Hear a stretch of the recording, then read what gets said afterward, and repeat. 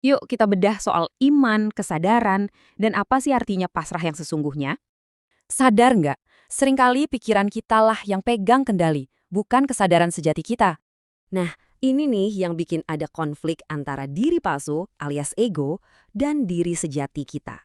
Kalau hidup kita dikendalikan ego, ya siap-siap saja untuk penuh masalah dan penderitaan.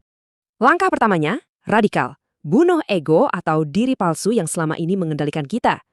Nah, yang menarik, pertarungan batin ini seringkali berawal dari cara kita memandang Tuhan. Banyak dari kita kan berdoa seperti ini. Kelihatannya sih doa, tapi ada asumsi tersembunyi.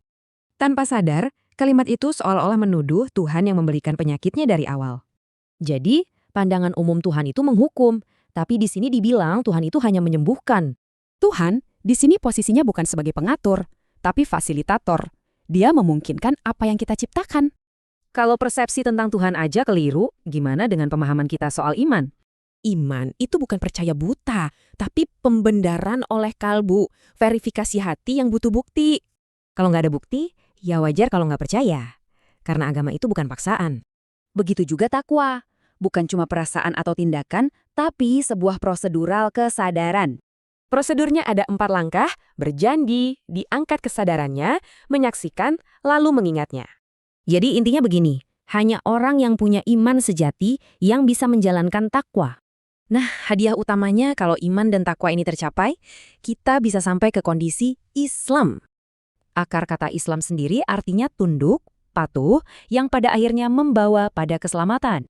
Terus, apakah Muslim itu sekadar label agama? Nah, ini jadi pertanyaan penting.